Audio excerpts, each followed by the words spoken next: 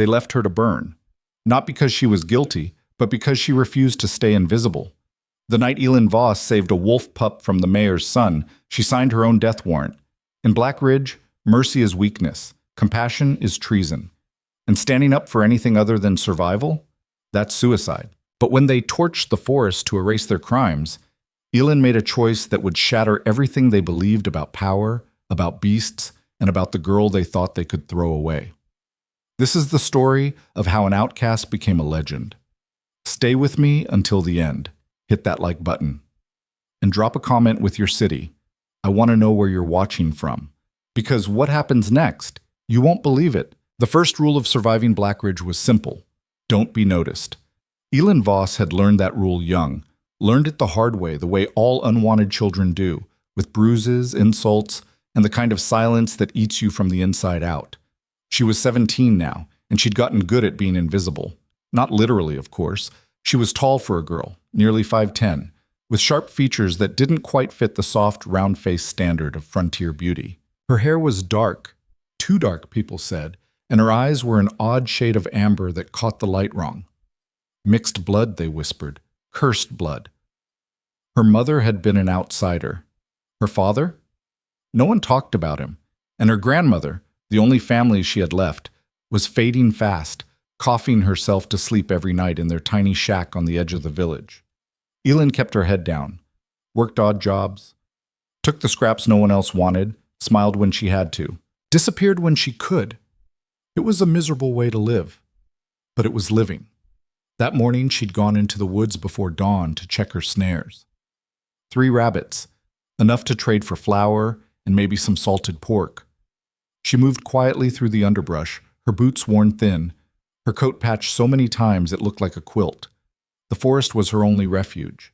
Out here, no one mocked her. No one spat at her feet or called her grandmother a witch.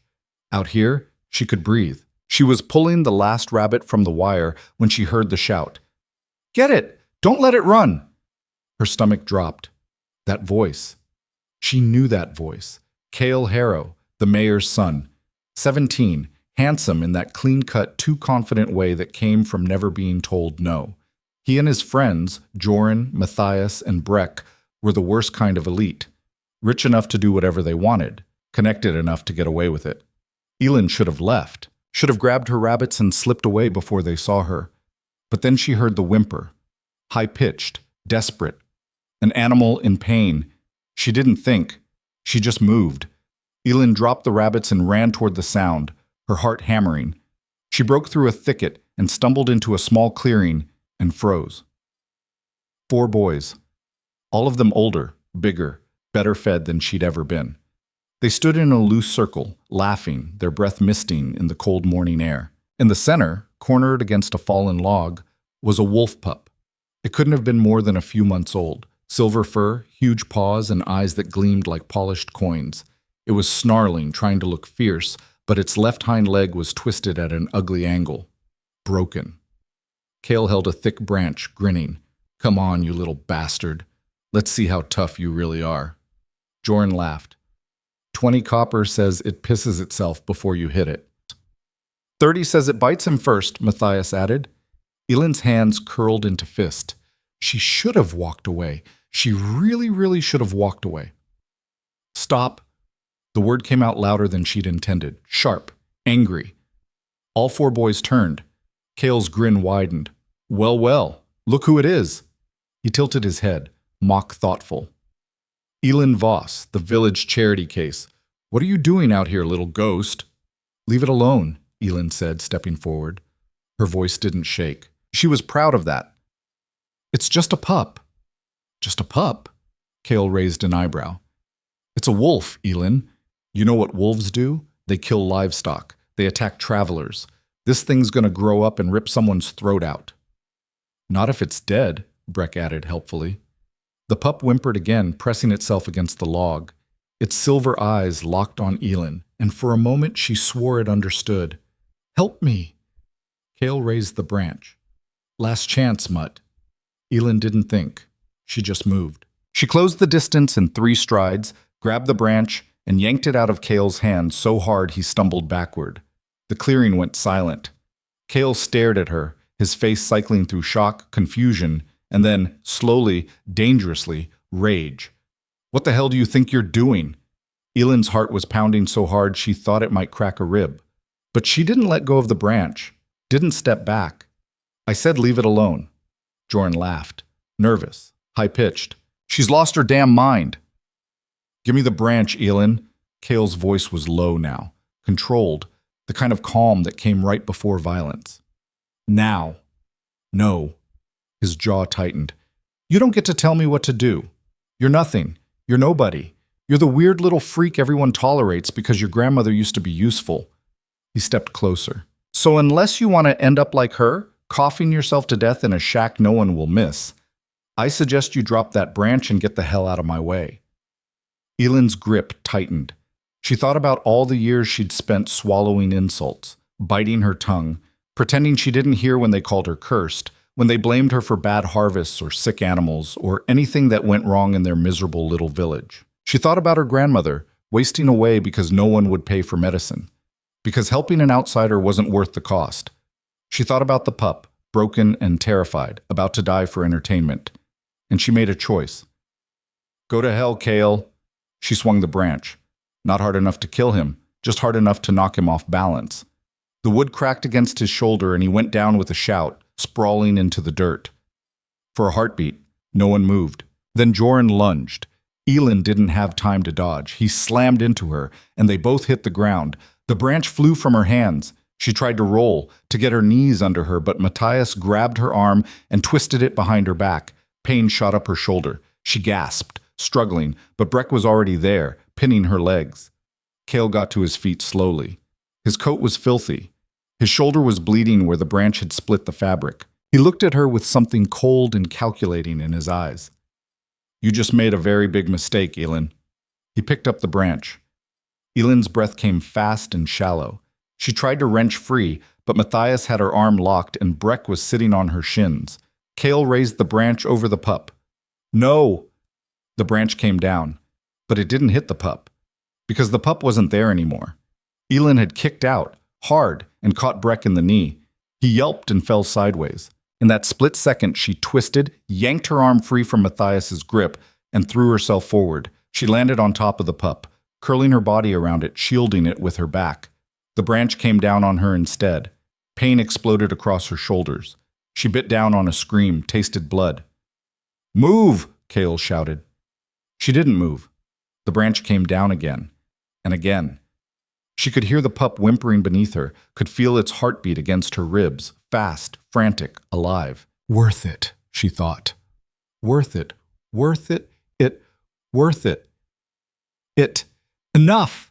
The voice cracked through the clearing like thunder. The beating stopped. Elin lifted her head, vision swimming.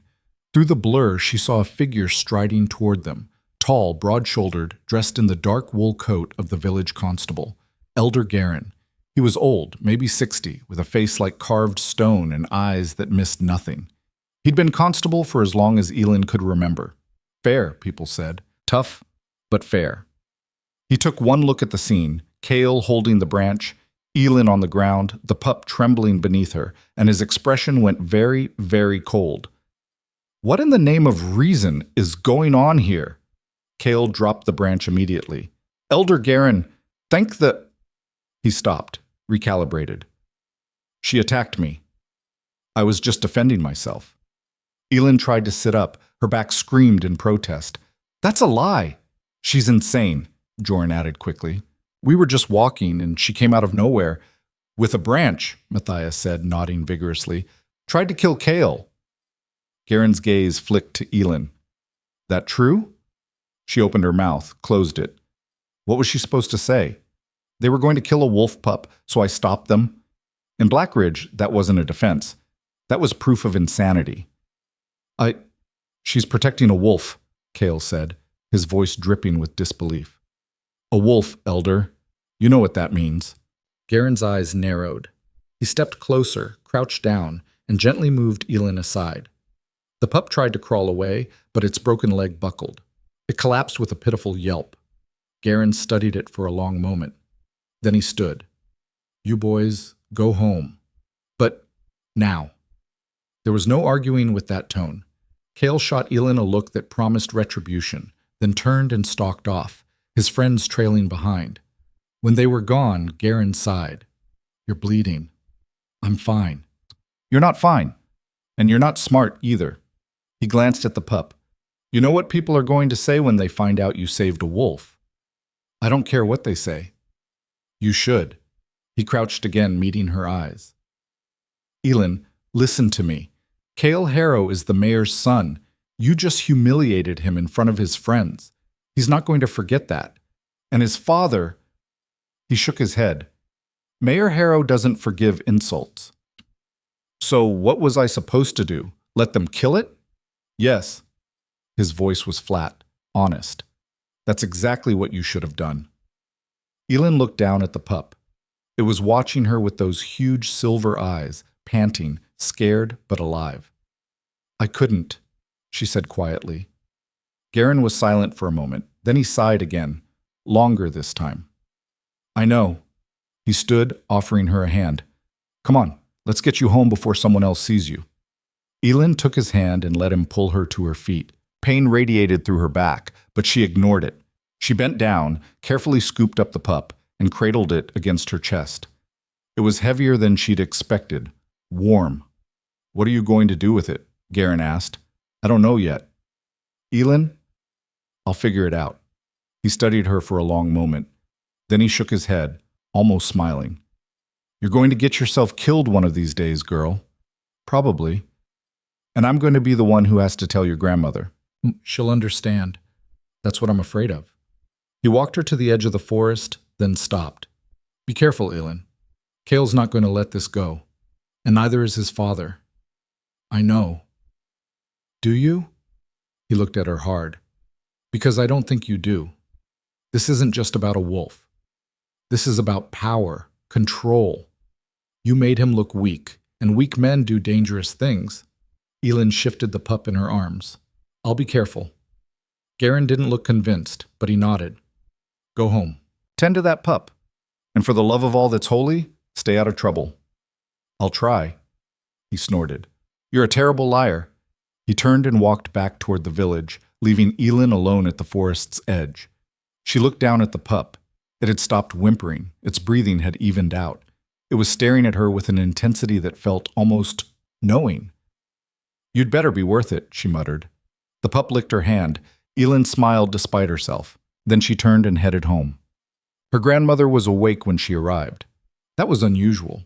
Most mornings she slept until midday, too exhausted to move. But today she was sitting up in bed, her thin frame propped against pillows, her eyes sharp despite the fever flush in her cheeks. "Elin?" Her voice was hoarse. "What happened?" Elin set the pup down gently on the table and started pulling off her coat. "Nothing. Don't lie to me, girl. You're covered in bruises."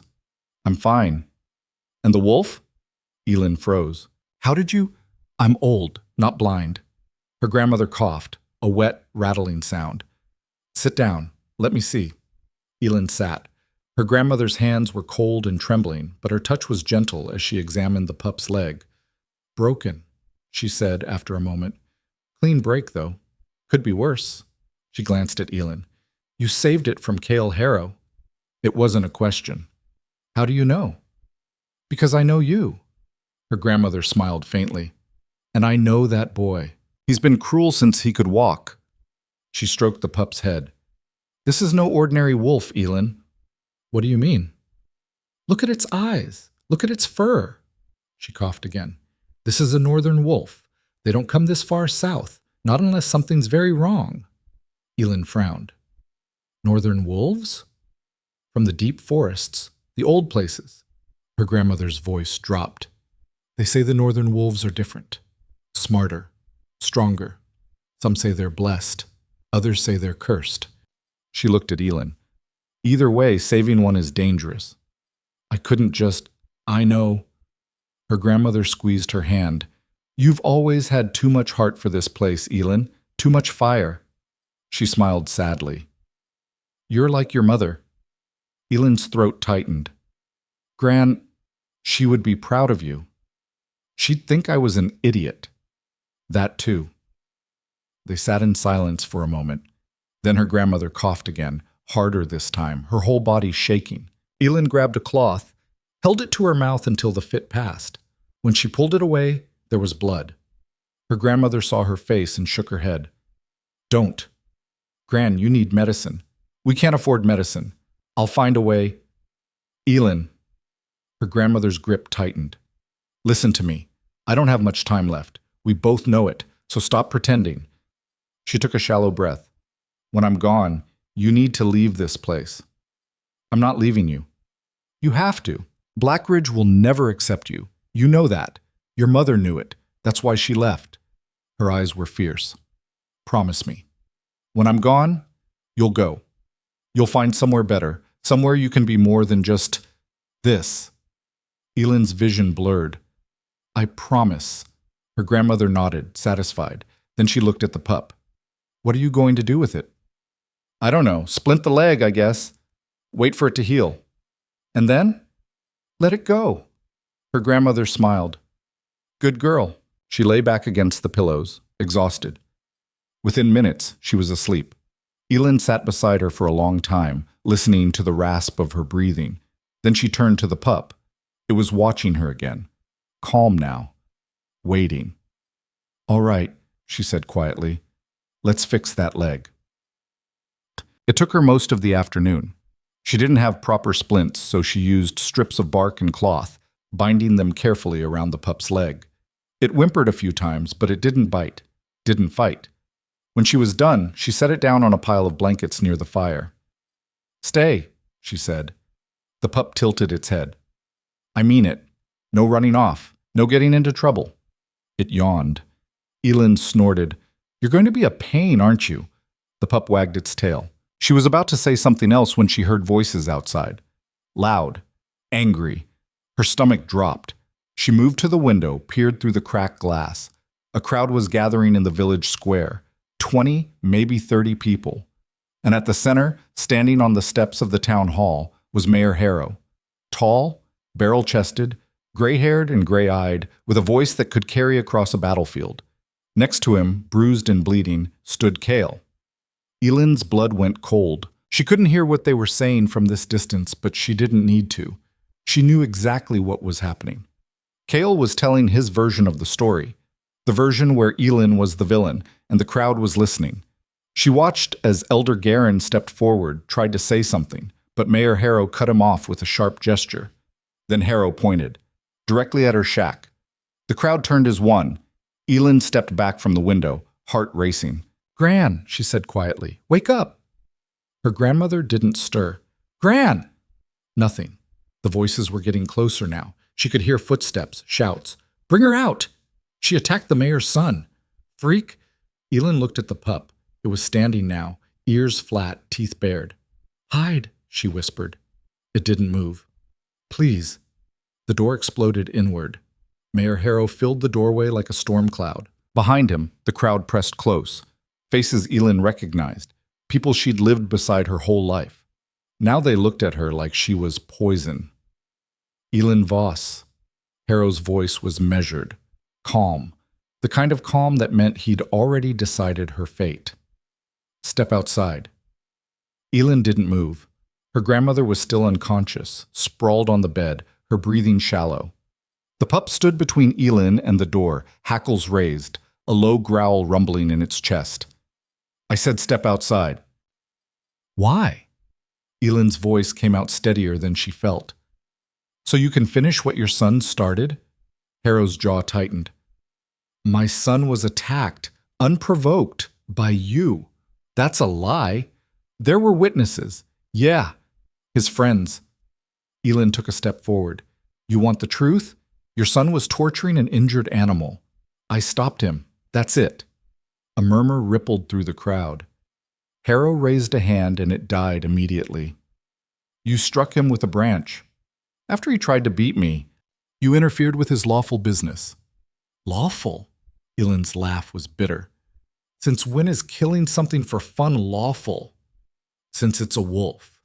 Harrow's eyes were ice. Wolves are vermin, threats.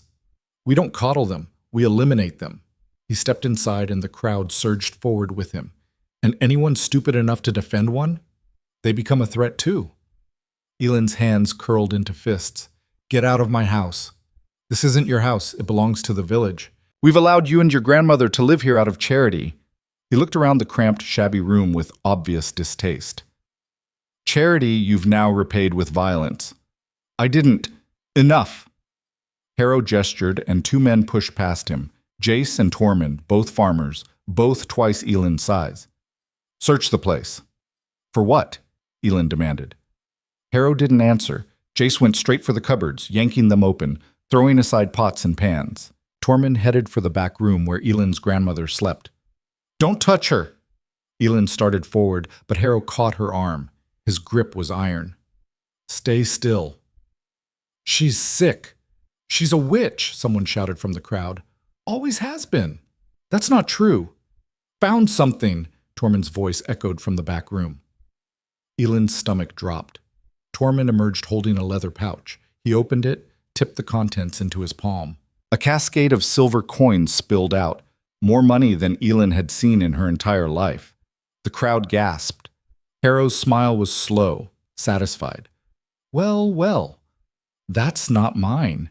Elin's voice cracked. I've never seen that before. Funny. Harrow took the pouch, examined it. Because it was hidden under your grandmother's bed. He looked at the crowd. 3 nights ago, the church lockbox was broken into. 50 silver coins, stolen. He held up the pouch. And now we know where they went. No. Elin wrenched free from his grip. That's insane. We didn't steal anything. Your grandmother's been sick for months. Medicine's expensive. Desperation makes people do terrible things. She wouldn't she? Harrow's voice rose, playing to the crowd now. Everyone knows she's been practicing her remedies, mixing herbs, whispering over fires, old magic, dark magic. He pointed at Elin. And this one? Defending wolves? Attacking good, honest boys? The signs have been there all along. You planted that money, Elin said flatly. You or your son. You're framing us. The crowd erupted. Liar! Thief! Witch blood! Elder Garen pushed through, his face grim. Mayor, this is too fast. We should hold a proper trial. Give her a chance to... A trial? Harrow turned on him. You want to waste time on a trial when the evidence is right here? He shook the pouch. When my son is bleeding? When this girl is sheltering a wolf in her home? The law requires justice. Harrow's voice went cold. And I intend to deliver it. Elin looked at Garen, saw the helplessness in his eyes. He was one man against a crowd that wanted blood. She was on her own. Harrow gestured again. Take her.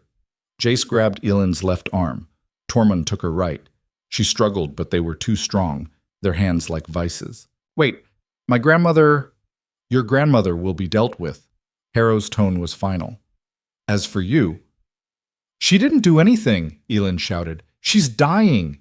She can barely get out of bed. How was she supposed to break into the church? Maybe she didn't. Harrow looked at her meaningfully. Maybe you did it for her. I didn't. Enough.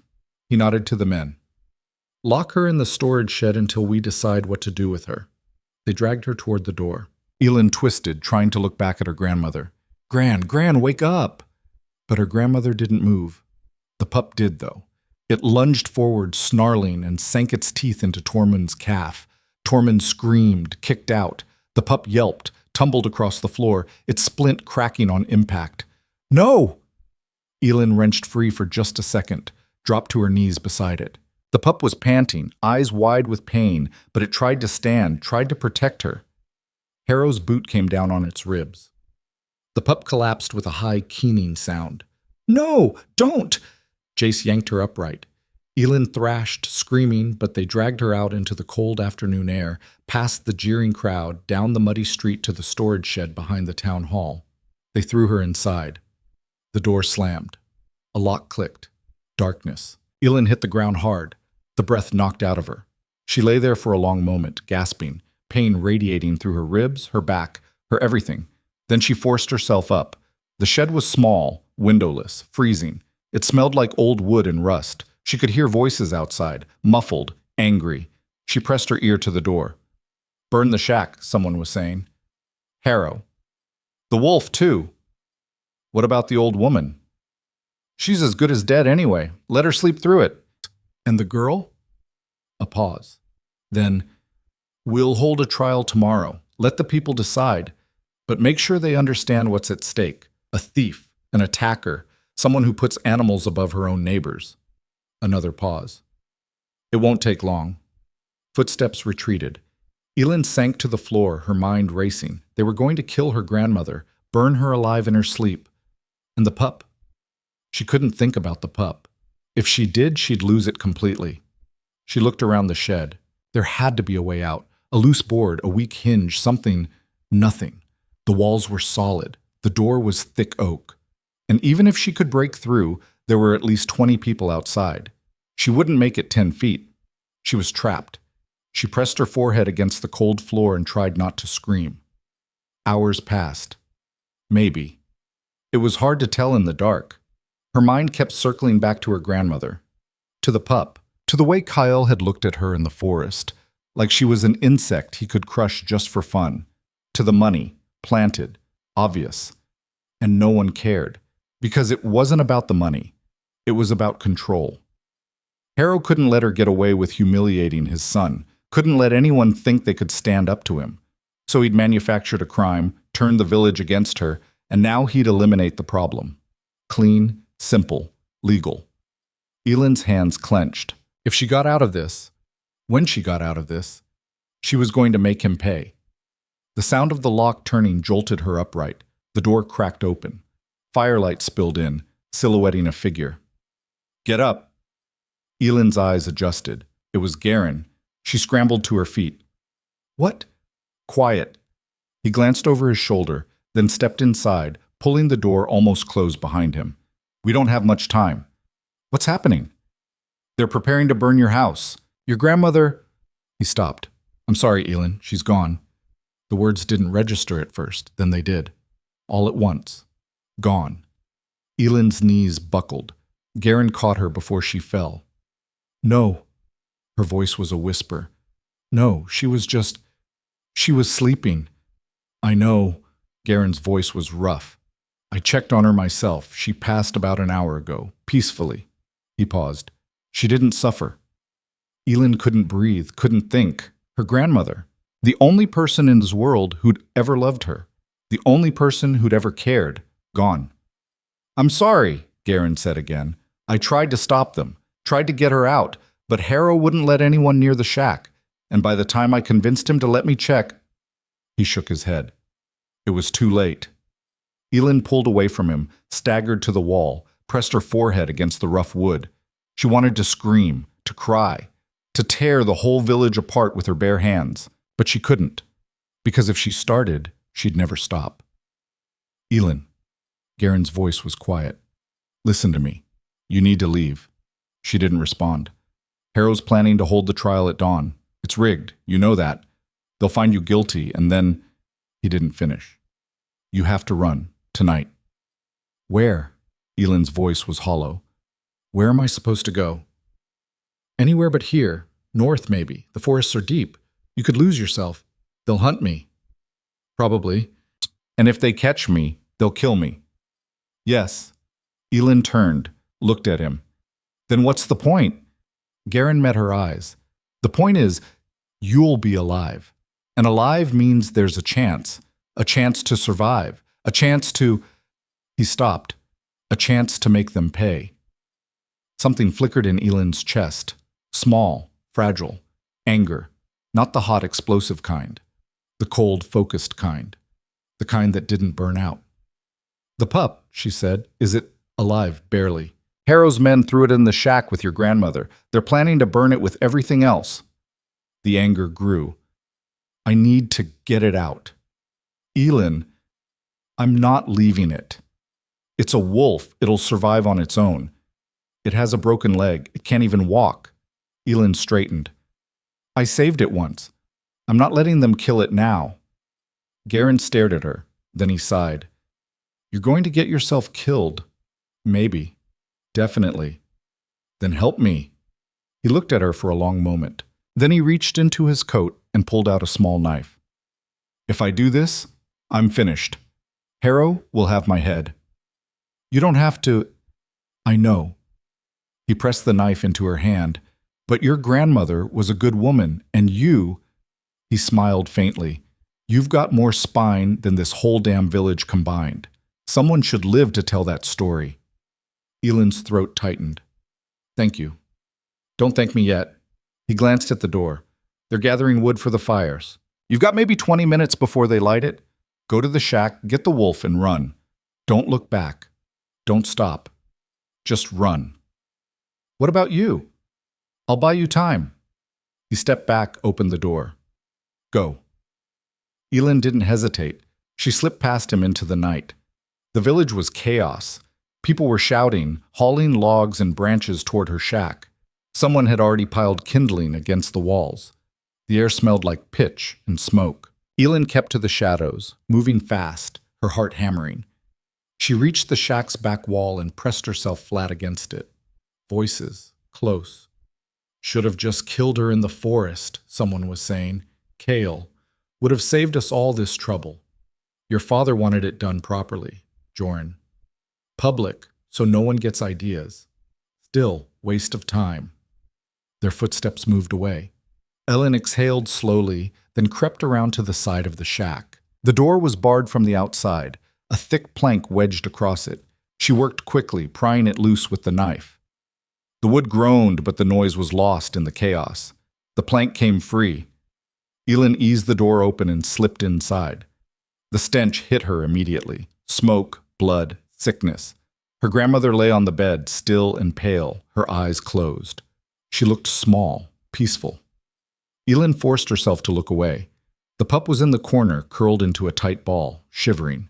When it saw her, it tried to stand, but its legs gave out.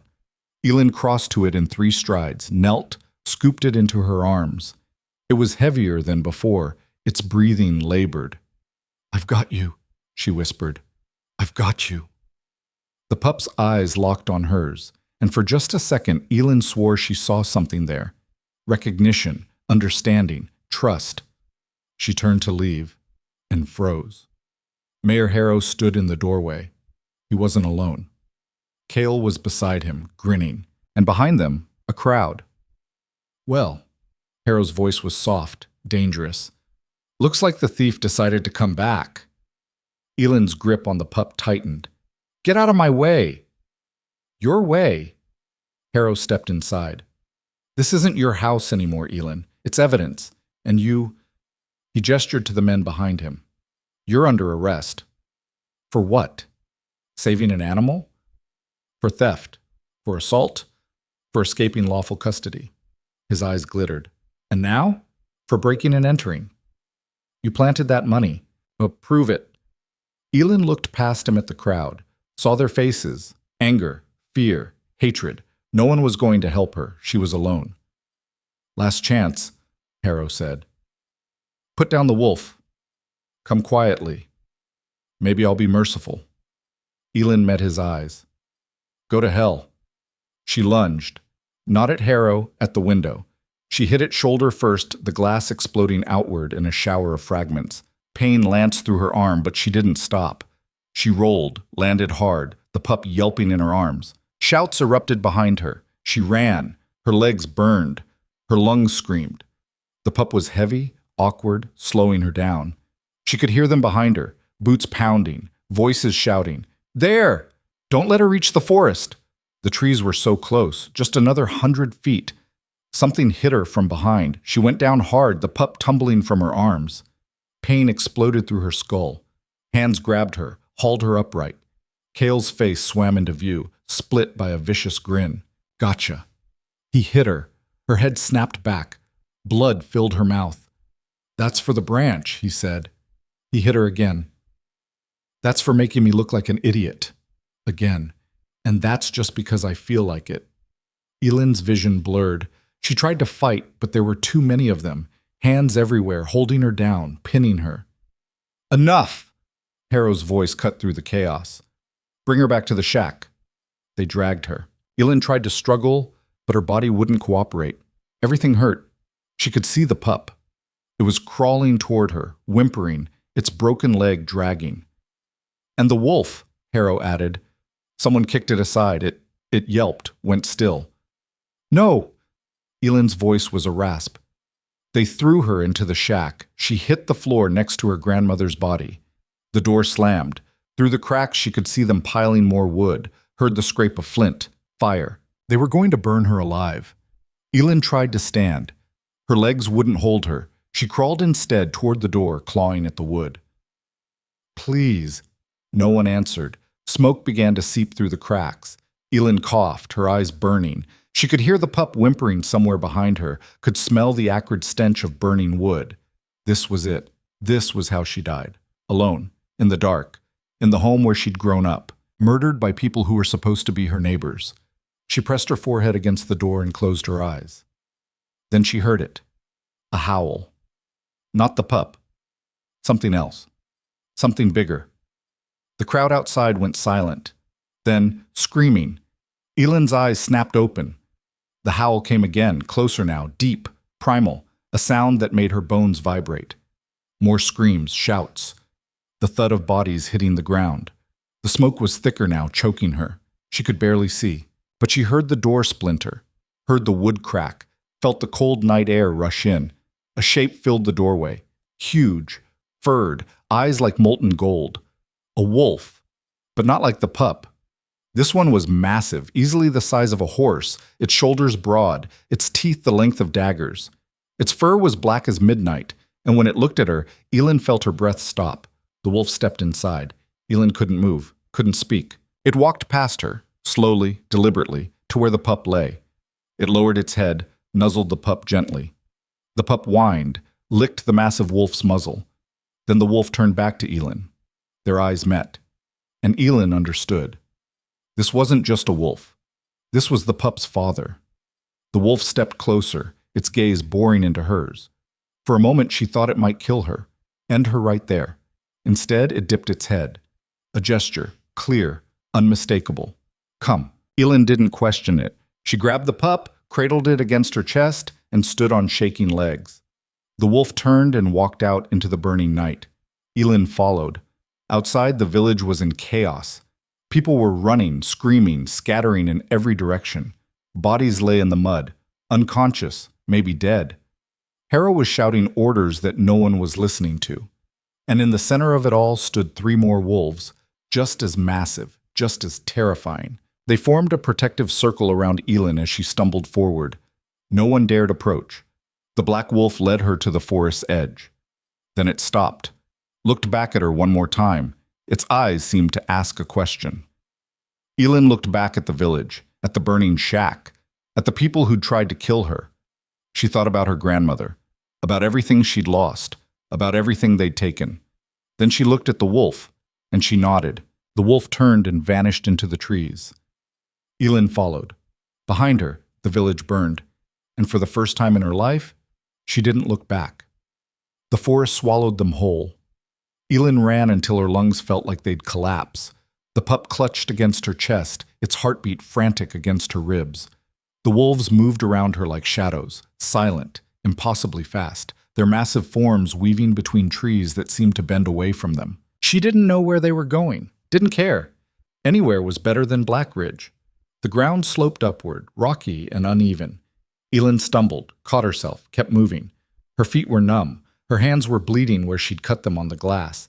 Every breath tasted like ash and smoke. Behind them, distant shouts echoed through the trees. Harrow's men. Hunting. The black wolf, the leader, glanced back once, its golden eyes catching the moonlight. Then it picked up speed. Elin forced herself to match the pace. They climbed for what felt like hours. The trees grew denser, older, their trunks wider than she could wrap her arms around. The air changed, colder, sharper, carrying scents she didn't recognize. Finally, the black wolf stopped. They'd reached a clearing, small, ringed by ancient pines, with a stream cutting through the center. The moonlight turned everything silver. Elin collapsed. She sat hard on the frozen ground, gasping, her whole body shaking. The pup squirmed in her arms, whimpering. She set it down gently, checked its leg. The splint was cracked, but holding. "Sorry," she whispered. "I know it hurts." The pup licked her hand. Elin looked up. The four wolves stood in a semicircle around her, watching, waiting. Now that she could see them clearly, the terror hit her all over again. They were enormous. The black one, the leader, had to weigh at least 300 pounds, its shoulders level with her chest. The others were only slightly smaller. One had fur the color of storm clouds. Another was russet brown with scars crisscrossing its muzzle. The fourth was pale gray, almost white, its eyes an eerie ice blue. Predators. Every one of them. And she was alone with them in the middle of the wilderness. The black wolf stepped forward. Elin's hand went to the knife Garen had given her, still tucked in her belt somehow. Her fingers closed around the hilt. The wolf stopped, tilted its head. Then, impossibly, it began to change. Elin's breath caught. The wolf's form rippled, blurred, bones cracked and reformed. Fur receded. In less than 10 seconds, where the massive wolf had stood, there was now a man. Tall, over 6 feet, with broad shoulders and a frame that looked like it had been carved from granite. His hair was black, shoulder length, streaked with silver at the temples. His face was all hard angles, sharp cheekbones, a jaw that could cut glass, a scar running from his left eyebrow to his cheek.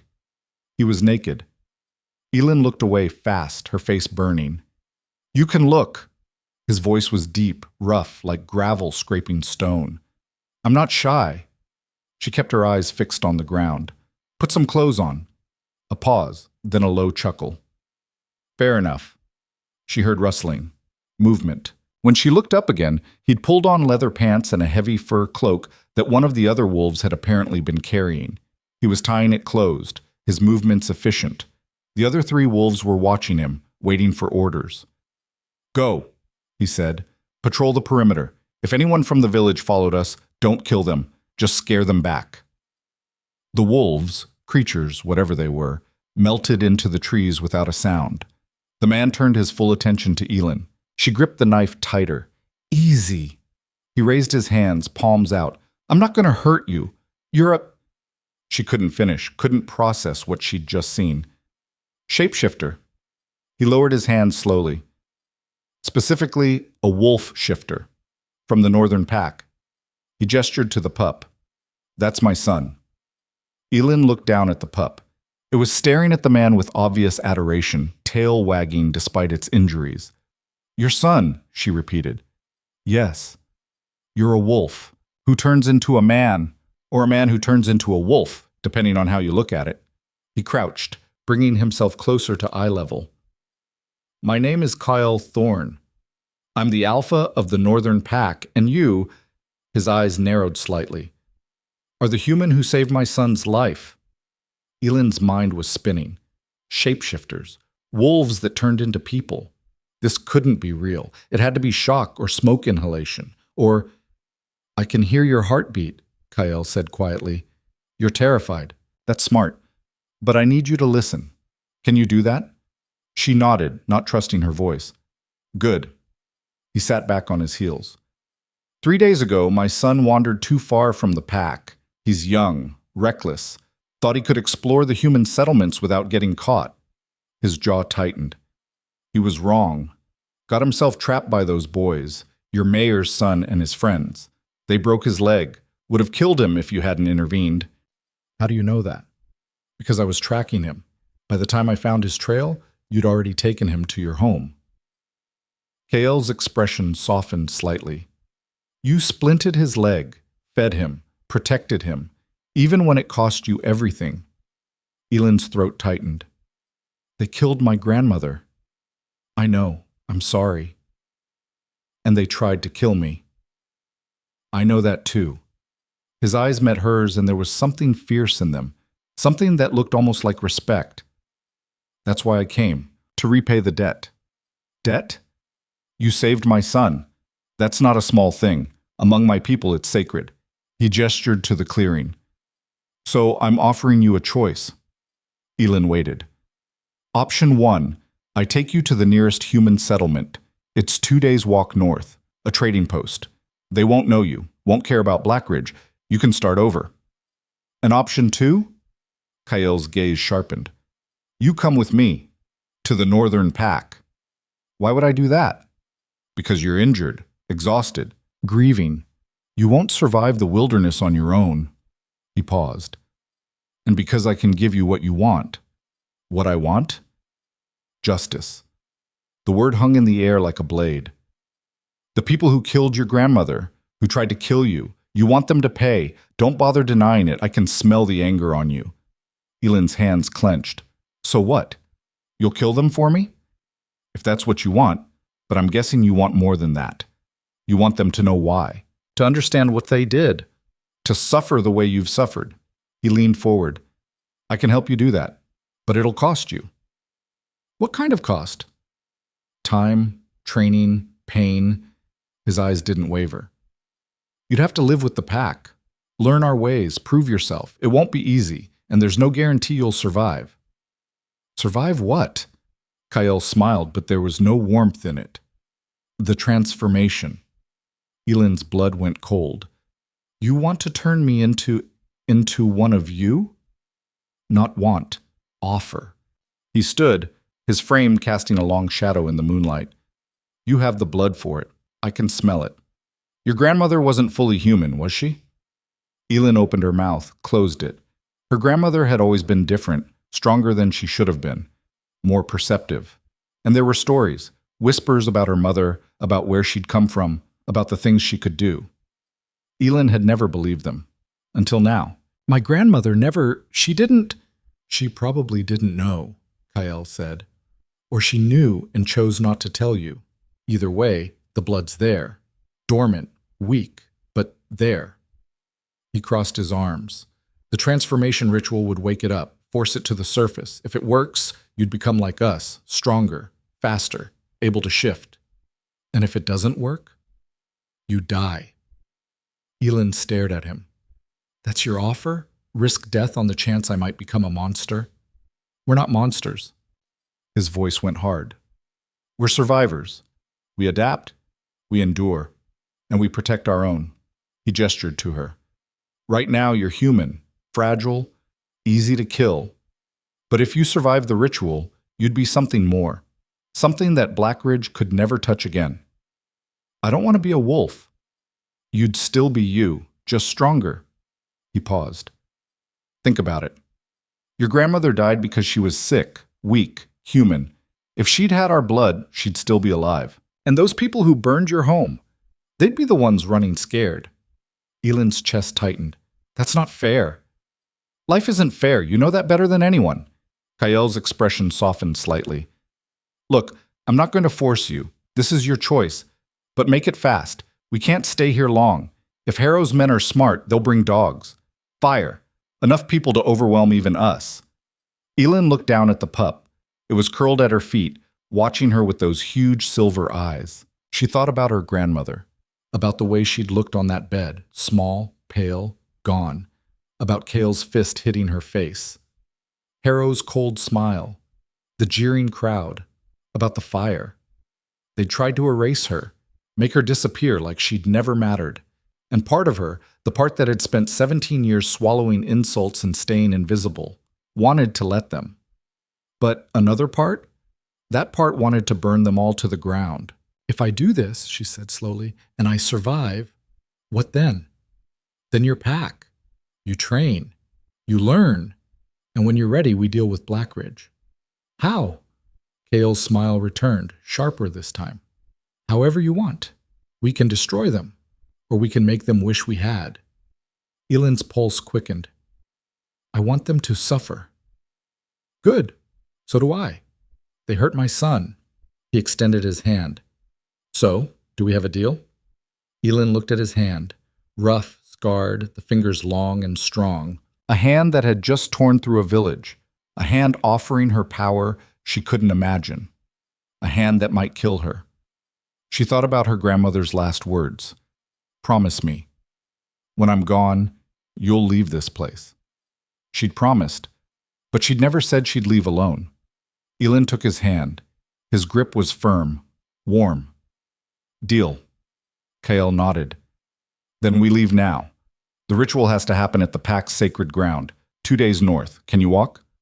I'll manage. Good. He released her hand, turned toward the trees. We move fast. Keep up, or get left behind. The three wolves emerged from the shadows, flanking him. Elin picked up the pup, cradled it against her chest. What about your son? He rides with you until his leg heals. Kale glanced back. Don't drop him. I won't. And Elin? His eyes caught hers. When we get to the pack, don't expect sympathy. You're human. Most of them will see you as weak, prey. You'll have to prove your worth keeping alive. How? By not dying. He shifted. One moment, a man. The next, the massive black wolf. He turned and loped into the forest. The others followed. Elin took a breath, adjusted her grip on the pup, and ran. They traveled through the night. Kale set a brutal pace. Elin's legs burned, her lungs screamed, but she didn't slow down, didn't complain. The wolves moved like water through the trees, silent and efficient. Every so often, one would circle back, check on her, then disappear again. By the time dawn broke, Elin's vision was swimming. She'd lost feeling in her hands. The cuts on her feet had reopened, leaving bloody prints in the snow. But she kept moving. Kyle finally called a halt near a frozen stream. The wolves shifted back to human form. 2 men and 1 woman, all of them tall, muscular, radiating the same controlled danger as Kyle. The woman tossed Elin a water skin. Drink. Elin caught it clumsily, uncorked it, drank. The water was ice cold, but it cut through the fog in her head. I'm Vara, the woman said. She had russet hair pulled into a braid and a scar across her throat. That's Declan. She nodded to the gray-haired man. And Reese, the youngest, maybe mid-20s, with storm cloud hair and a cocky grin. Elin. We know. Vera crouched, examined Elin's feet. You're bleeding. I'm fine. You're slow, and you smell like prey. But Vera pulled a roll of bandages from a pack. Sit. I said I'm fine. Vera's eyes flashed. Sit. Now. Elin sat. Vera worked quickly, wrapping Elin's feet with an efficiency that spoke of long practice. Her hands were rough, but not unkind. You've got guts, Vera said. Stupid guts, but guts. Most humans would have passed out by now. I'm not most humans. Reese snorted. Yeah, we'll see about that. Kale shot him a look. Reese shut up. How much farther? Elin asked. Another day, Kale said.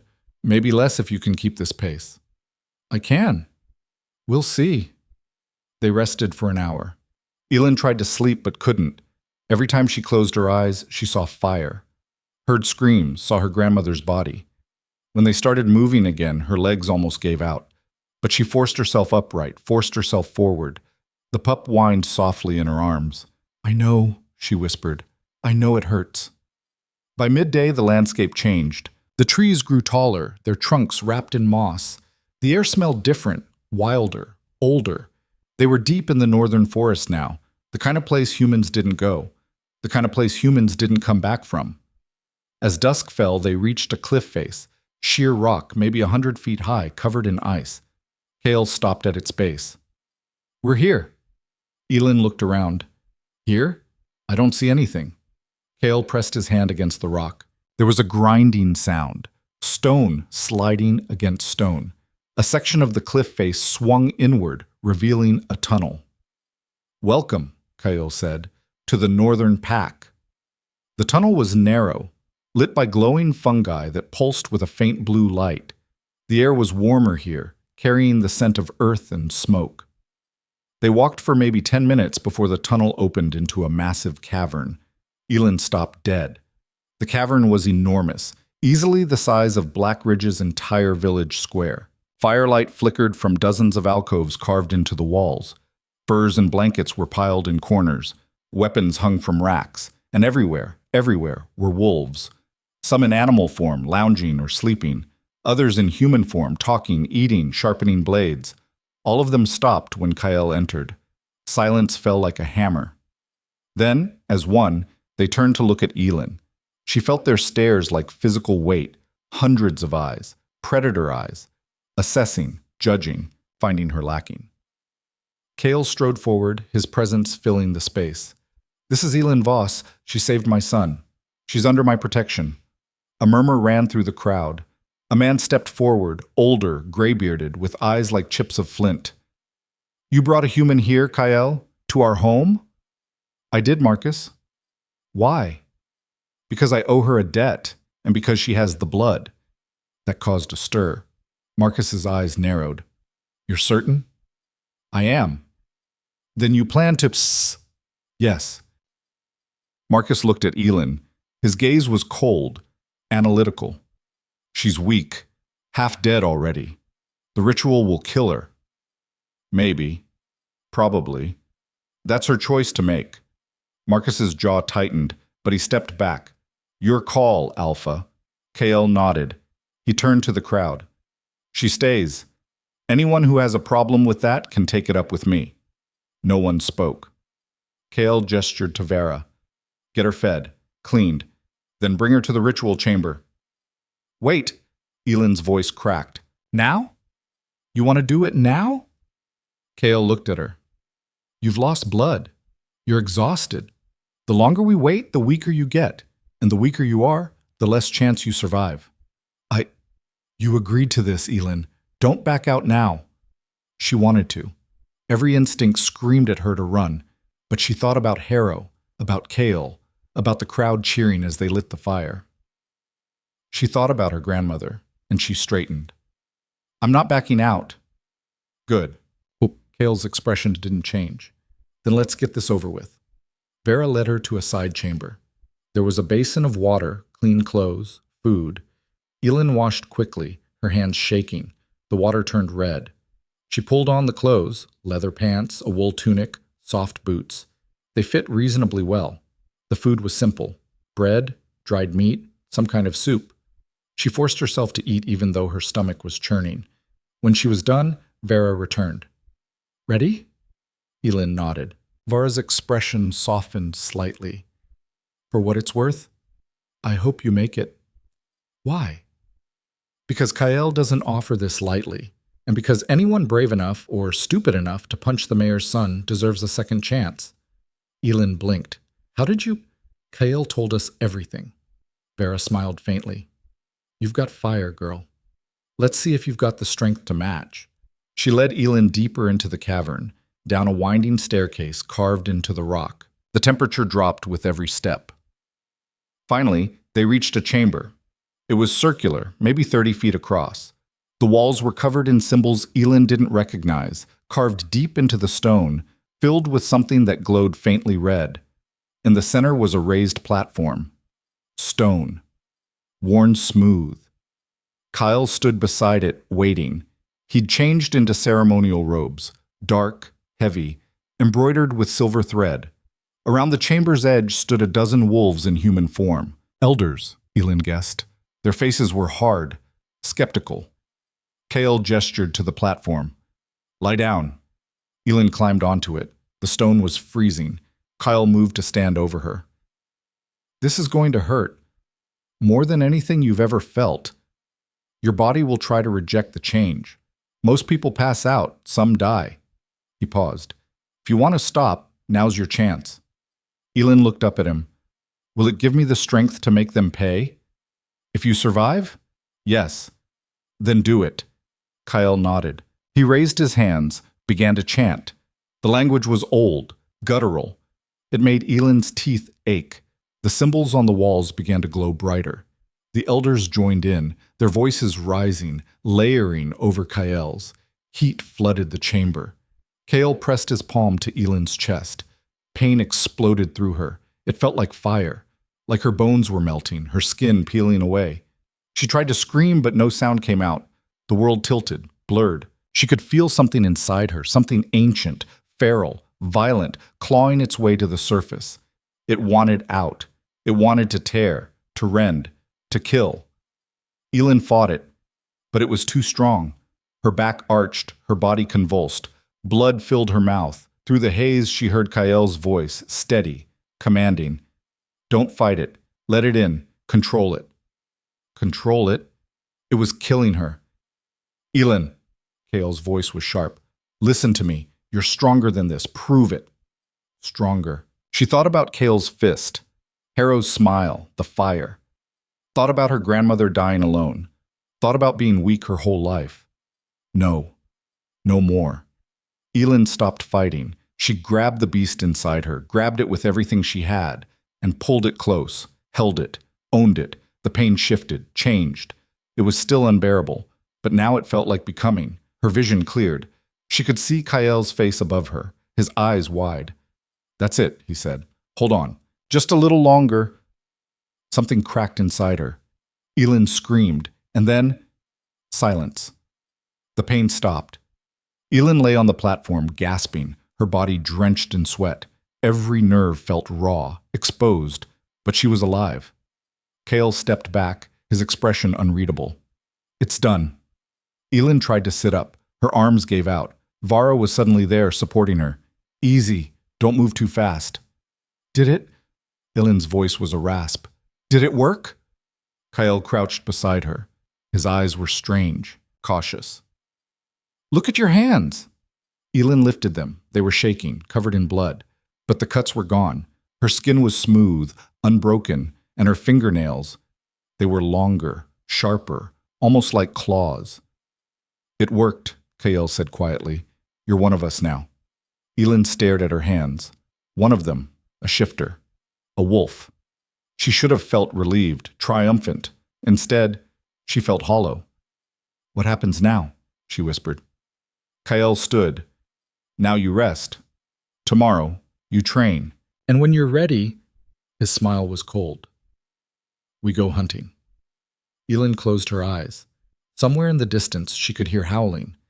And for the first time in her life, she understood what it meant. Elin woke to pain, not the searing, bone-deep agony of the ritual. This was different, sharper, more precise, like every muscle in her body had been torn apart and stitched back together wrong. She opened her eyes. The chamber was dark, except for a single torch burning in a bracket on the wall.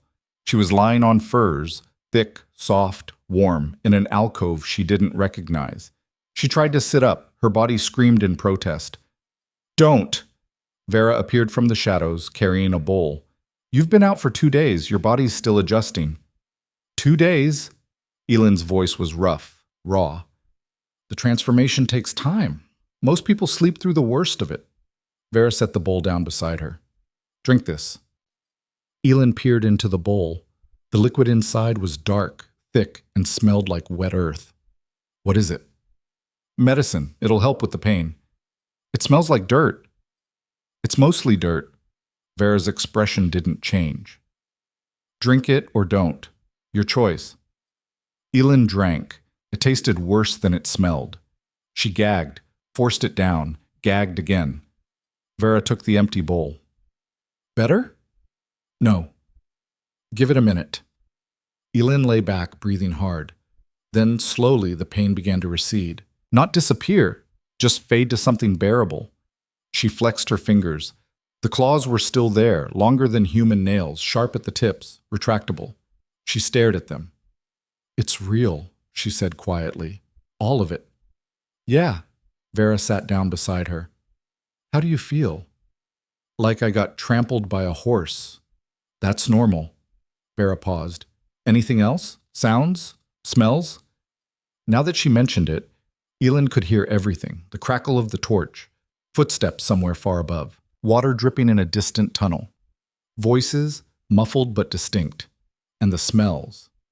Smoke, stone, leather, blood, sweat, 100 scents layered over each other, each one sharp and clear. "It's overwhelming," she whispered. "You'll get used to it. Eventually." Vera stood. "Can you walk?" Elin pushed herself upright. Her legs wobbled but held. "Yeah." "Good. Kael wants to see you." Elin followed Vera through the cavern. It was fuller now, dozens of shifters moving about, talking, eating, sparring. All of them stopped to stare as she passed. She could feel their eyes, their judgment. Vara led her to a chamber at the far end of the cavern, larger than the others with a heavy wooden door. Vara knocked once, then pushed it open. Kael sat behind a table covered in maps and scrolls. He looked up when they entered. "You're awake." "Apparently." "How do you feel?" "Like garbage." A flicker of amusement crossed his face. "Sit." Elin sat. Vera left, closing the door behind her. Kale studied her for a long moment. You survived. That's more than I expected. Thanks for the vote of confidence. I'm being honest. The ritual kills most people with dormant blood. The fact that you made it through means you're stronger than you look. He leaned back. But surviving the ritual is just the beginning. Now comes the hard part. Training. Yes, you need to learn control. How to shift. How to fight. How to survive in this world. His eyes narrowed. And you need to do it fast, because in 3 weeks we're going back to Blackridge. Elin's pulse quickened. 3 weeks? That's how long it'll take to prepare, gather intelligence, plan the approach. He tapped the map in front of him. Harrow's smart. He'll be expecting retaliation. We need to be smarter. What's the plan? That depends on you. Kael's gaze was steady. What do you want, Elin? Revenge? Justice? To burn the whole village to the ground? Elin thought about it. Really thought. She could picture it. Blackridge in flames, Harrow and his son running, screaming. It would be satisfying, easy, but it wouldn't be enough. I want them to know what they did, she said slowly. I want them to admit it, in front of everyone. I want the truth. Kael's expression shifted. Something like respect flickered in his eyes. That's harder than killing them. I know. And if they refuse? Then we make them wish they'd told the truth. Kael smiled. It wasn't a nice smile. All right, then that's what we'll do. But first, he stood. You need to learn how to shift. He led her to a training yard carved into the rock. It was open to the sky above, letting in cold air and pale morning light. Snow dusted the ground. A dozen shifters were already there, sparring in pairs. They stopped when Kael entered. This is Elin, Kael announced. She's new, she's weak, and she doesn't know how to fight. He looked at her. That changes today. One of the shifters, a tall man with a shaved head and a scar bisecting his lip, laughed. You want us to train a human? She's not human anymore. She smells human. Then teach her not to. Kael's voice went cold. Or are you saying you can't? The man's jaw tightened, but he stepped forward. Fine. I'll teach her. Kael nodded. Declan will oversee. Don't kill her. He glanced at Elin. And you, try not to die. He left. Elin stood alone in the center of the yard, surrounded by shifters who looked at her like she was a joke. Declan stepped forward. He was older, maybe 50, with gray hair and scars covering his arms. His eyes were sharp, assessing. You ever been in a fight? He asked. Yes. Win any? No. He snorted. Figures, all right. First lesson? Shifting isn't about thinking, it's about feeling. You have to want it, need it, let the wolf out. How? Stop asking questions and try. Elin closed her eyes, tried to feel something, anything. Nothing happened. You're too tense, Declan said. Relax. I am relaxed. You're wound tighter than a bowstring. Let go. Elin tried, failed. The scarred man, his name was Bram, she learned, laughed again. This is pointless. She's not going to shift. Shut up, Bram, Declan said mildly. He turned back to Elin. Different approach. Think about something that makes you angry. Really angry? Elin thought about Kael's fist. The fire. Her grandmother's body. Heat flooded her chest. Good, Declan said. Now hold on to that. Let it build. The heat spread, down her arms, into her legs. Her fingers tingled. Keep going. The tingling turned to burning. Elin gasped, opened her eyes. Her hands were different, longer, fur sprouting along the backs, claws extending. There, Declan said. That's the start. Elin stared at her hands. They shifted back almost immediately, the fur receding. I did it? Barely, but it's a start. Declan crossed his arms. Now do it again, and this time, hold it. They drilled for hours. Elin shifted her hands over and over until her arms ached and her head pounded. Each time it got a little easier, a little faster, but a full shift, her entire body transforming into a wolf, remained out of reach. By midday she was exhausted, drenched in sweat, shaking. Declan finally called a halt. Enough. You'll hurt yourself. Elin collapsed onto the ground, gasping. Bram walked over, smirking. Pathetic. Leave her alone, Vera said, appearing from somewhere. She's been at it for 6 hours. And she still can't shift. It took you 3 weeks to manage a full shift, Bram. She's been awake for 1 day. Bram's smirk faded. He stalked off. Vera helped Elin to her feet. You did well. I can barely do anything. You're still standing. That's more than most. Vera handed her a water skin. Come on, food, then rest. Elin followed her to the main cavern. The smell of cooking meat made her stomach growl. They sat near one of the fires. Vera handed her a plate. Roasted venison, root vegetables, bread. Elin ate like she was starving. Because she was. Around them, shifters talked and laughed. A few glanced at her, but most ignored her. Reese dropped down beside them, grinning. Heard you managed a partial shift. Not bad for a newborn. Newborn? That's what we call fresh shifters. You're basically a baby. He bit into an apple. Don't worry, you'll grow up fast. Or die trying. You're not helping, Vera said. I'm being realistic. Elin set down her plate. Can I ask you something? Sure. Why are you all helping me? I'm nothing to you, just some random human who saved Kael's son. Reese and Vera exchanged a look. Because Kael asked, Vera said finally, and because you've got guts. Stupid guts, but guts. And because we hate Blackridge, Reese added, they've been encroaching on our territory for years, cutting down trees, poisoning streams, killing our kind when they wander too close. His expression darkened. Kael's been looking for an excuse to deal with them. You gave him one. Elin frowned. So I'm just an excuse? You're a reason, Vera corrected.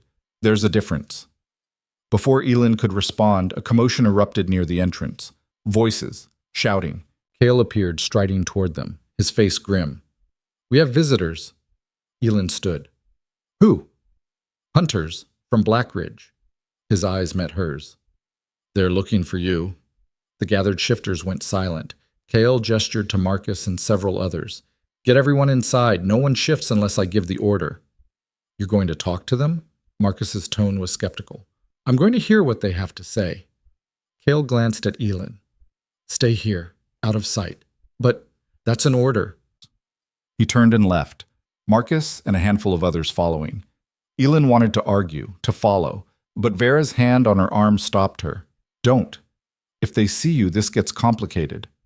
It's already complicated. It gets worse. Vera's grip tightened. Trust Kael. He knows what he's doing. Elin sat back down, her hands clenching into fists. Minutes passed. The cavern was silent except for the crackle of fires. Then Kael returned. His expression was unreadable. They're offering a reward, he said. 500 silver for information leading to your capture, dead or alive. Elin's blood ran cold. Who? Mayor Harrow himself. He's claiming you murdered Elder Garen, burned down half the village, stole a sacred artifact. Kael's eyes narrowed. They're painting you as a monster. That's insane. Is it? Kael's voice was flat. You disappeared the night the village burned. Garen's body was found in the storage shed, throat slit, and the church lockbox still missing. Elin stared at him. You can't possibly believe... I don't, but they do, and they're spreading the story to every settlement within 100 miles. He crossed his arms. You're wanted, Elin, and not just by Blackridge, by everyone. The room spun. Garen was dead, murdered, and they were blaming her. I didn't kill him, she said. Her voice shook. He helped me. He gave me the knife. I know. Kael's tone softened slightly. But they needed a scapegoat, someone to blame for everything that went wrong. You were convenient. Elin's hands trembled. What did you tell the hunters? That we don't involve ourselves in human affairs, that if we see you, we'll let them know. He paused. They bought it, for now. For now? They'll be back, with more men, more weapons. His jaw tightened. Harrow's serious about this. He wants you dead. Elin looked down at her hands, at the claws that had started to extend without her realizing. She forced them to retract. Then we move faster, she said quietly. Kael raised an eyebrow. What? You said 3 weeks. We don't have 3 weeks. If Harrow's sending hunters, he's scared. which means he knows I'm alive. She looked up, met Kael's eyes. We go now. Before he fortifies the village. Before he turns everyone against me completely. You can barely shift. Then teach me faster. Elin? I'm not hiding. Her voice was steel. Garen died trying to save me. My grandmother died because of them. I'm not letting Harrow win. Kael studied her. Then slowly he smiled. You're insane. Probably. And reckless. Definitely. Good. He turned to the gathered shifters. Change of plans. We move in 1 week. Elin trains every day, all day. No breaks, no mercy. His eyes swept the room. And anyone who thinks she can't handle it is welcome to test her themselves. No one spoke. Kael looked at Elin. 1 week. Can you do it? Elin thought about Garen, about her grandmother, about everything Blackridge had taken from her. Yes. Then let's get to work. The next 7 days were hell. Elin trained from dawn until long past dusk, shifting drills, combat practice, endurance runs through the frozen forest. Declan was merciless. Every time she faltered, he pushed harder. Every time she fell, he made her get back up. By the 3rd day, she managed her first full shift. It was agonizing. Her bones cracked and reformed, her skin rippling as fur erupted across her body. She collapsed, panting, her wolf form smaller and weaker than the others. But it was a shift. Good, Declan said. Again. She shifted back, shifted again, over and over until her body moved on instinct. By the 5th day, she could hold her wolf form for an hour. By the 7th, she could fight in it. Bram volunteered to spar with her. He grinned as they circled each other in the training yard. Let's see what you've got, newborn. He lunged. Elin dodged, barely, and snapped at his flank. Her teeth grazed fur. Bram spun faster than she expected and slammed into her. She hit the ground hard, the air knocked from her lungs. Too slow, Bram said. Elin snarled, rolled to her feet, and lunged again. This time she was faster. She ducked under his strike, twisted, and sank her teeth into his hind leg. Bram yelped, kicked her off. They broke apart, circling. Bram was bleeding. Not much, but enough. He stared at her, his eyes wide. You actually bit me. You told me not to be slow. Bram laughed, surprised, genuine. All right. Maybe you're not completely useless. Elin shifted back to human, breathing hard. Her body ached, but she was smiling. Declan nodded approvingly. You'll do. That night, Kael gathered the strike team. 10 shifters, including himself. Vera, Reese, Declan, Bram, and 5 others Elin had trained alongside. They stood around the map table studying the layout of Blackridge. We go in quiet, Kael said. No killing unless necessary. Our goal is to get the truth out of Harrow and his son. Make them confess in front of the entire village. And if they don't, Reese asked, then we make them wish they had. Kael's eyes were cold. But we don't burn the village. We don't slaughter innocents. We're not monsters. He looked at Elin. This is your plan. Your justice. You lead. Every shifter in the room turned to stare at her. Elin's heart hammered. What? You know Blackridge better than any of us. You know the people, the layout, the weak points. Kael's expression was serious. This is your fight, Elin. We're just backup. Elin looked around the table, at the faces watching her, waiting. She thought about how far she'd come, from the invisible girl to this.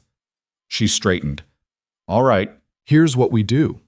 She laid out the plan. Simple, direct, brutal. They'd enter the village at dawn when most people were still asleep. Kael and half the team would secure the perimeter. Elin and the others would go straight for Harrow's house. They'd drag him and Kael into the town square, force them to face the village. And then, we make them talk, Elin said. No torture, no threats, just the truth, in their own words. And if they refuse? Vera asked. Elin's smile was sharp. Then I shift, right there in the square. Show them exactly what they created. The shifters exchanged glances. Then Bram grinned. I like it. Reese nodded. It's crazy, but it might work. Kael studied the map for a long moment. Then he looked at Elin. You're sure about this? Yes. No going back once we start. I know. Kale nodded slowly. Then we move at dawn. They left before sunrise. The journey back to Blackridge took less than a day. Moving at wolf speed, the distance melted away. By the time they reached the forest's edge, the sky was turning gray. Kyle called a halt. They shifted back to human, pulled on clothes they'd carried in packs. Elin's heart was pounding. She could see the village in the distance, smoke rising from chimneys. The first signs of life. Vera touched her shoulder. You ready? Elin thought about her grandmother, about Garen, about every person in that village who'd turned their backs on her. Yeah, she said. I'm ready. Kale gave the signal. They moved, silent, fast, shadows slipping through the pre-dawn light. They reached Harrow's house without being seen. It was large, 2 stories, solid wood, with a fence around it. Kale gestured. Bram and Reese circled to the back. Vera and Declan took up positions at the front. Elin walked straight to the door. She didn't knock. She kicked it open. The crash echoed through the quiet house. Shouting erupted from upstairs. Elin was already moving. She took the stairs 3 at a time, Kale right behind her. Harrow stumbled out of his bedroom, half-dressed, eyes wide. What? Elin grabbed him by the throat and slammed him against the wall. Hello, Mayor. Harrow's face went white. You're dead. Not quite. Elin's grip tightened. Where's your son? I don't... Kale stepped into view. His eyes flashed gold. Harrow's breath caught. What are you... Answer the question, Kyle said softly. Footsteps pounded down the hall. Kale appeared, holding a knife. Get away from my... Vera moved like lightning. She disarmed him in 2 seconds flat, twisted his arm behind his back, and forced him to his knees. Kale yelped. Let go! Shut up, Vera said pleasantly. Elin looked at Harrow, at the fear in his eyes.